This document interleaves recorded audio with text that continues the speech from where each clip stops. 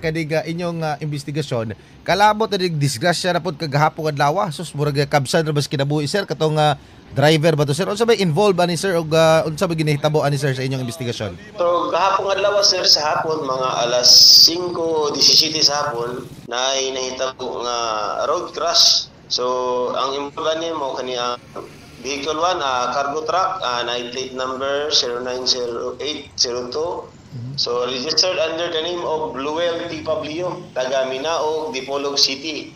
Driven by Wendell de la Peña, 27, Batanay, 27 years old, married o lumulupyo sa Purok San Miguel, Maramag, Bukidnon. So, mo kini driver sa cargo truck nga nabaliktad diri gahapon sa may barangay Lumbo, Alubid, Misamis Oriental. So, ang panghitabo sir na panawag sa gikan sa kuan kaning atong barangay Lumbo ikag Lagindingan. Pag-abot diri doon sa may police station, nibuto ang inner nga ligid niya din sa may likod dapit. Nibuto so nawadan siya nag control. So before siya ni baliktad, napa siya nga igo nga mga sakyanan. So kaning unang niya na igo sa usa ka Toyota Vios. Ang nag-drive Toyota Vios ang plate number AAG 7343 driven by Janine Pabre Hangaw taga Alubihid gyapon siya. Ang ikaduha ang duha nga kuan na igo niya na side drive Toyota Vios gyapon G80 9729 driven by Nathan Pabilaran 58 years old taga NH Lourdes Balulang Cagayan de Oro. Ang ikatulong nga sakyanan Toyota utility van plate number GDO 7054 drive van ni Benny Taclindo residente sa Cagayan de Oro City.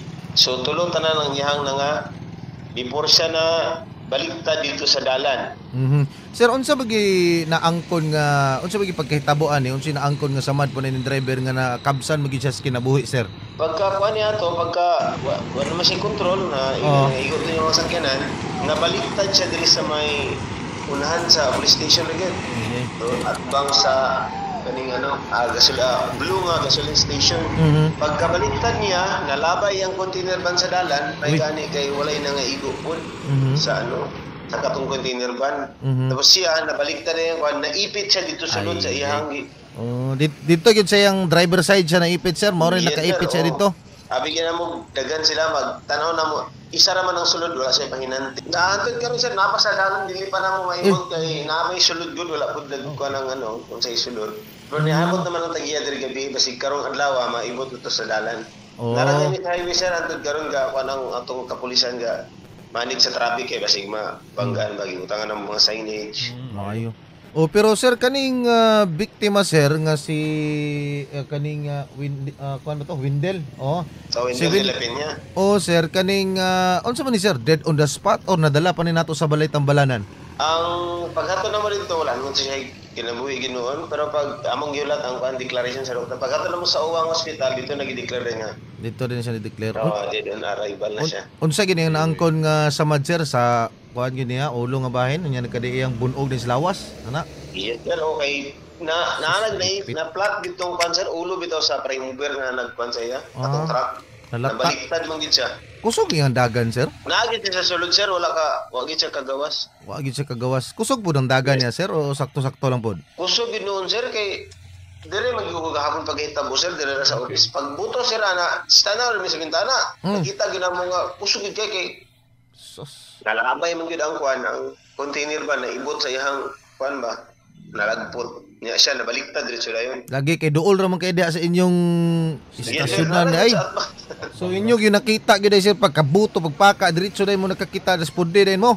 Yes sir, now din mitanan gawas din mitanan namo din kasi ang fake ang kuan kay basig unsa ba kay abi na mo daghan nga angon sa kaloy sa Dios wala pud tawon nga mayra. Pero so far sir katong tulo ka mga sakyanan laing sakyanan nga na sangguyan pod wala ra naon sa mga driver sulod ato. Anay katong isa sir gihatod sa uwa pero gamay ra minor ang injury ra sir.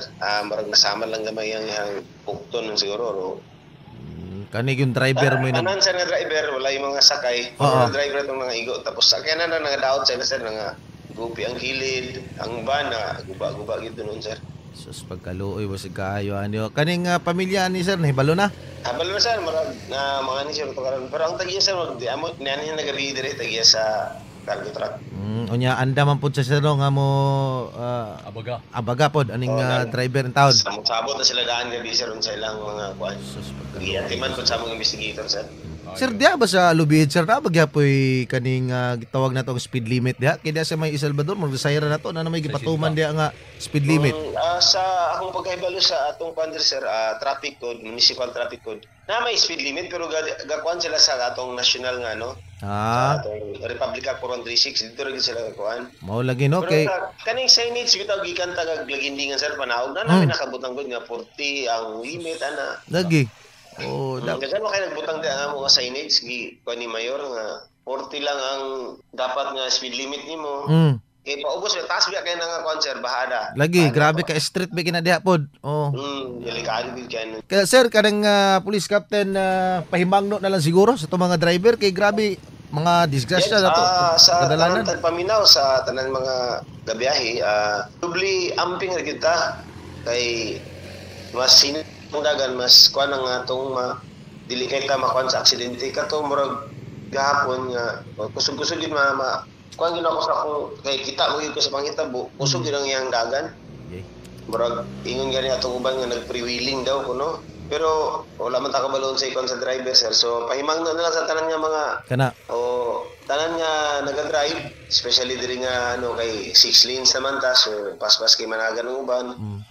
So, hinay-hinay, amping permente, dapat defensive driving ta always para likay sa disgrasya.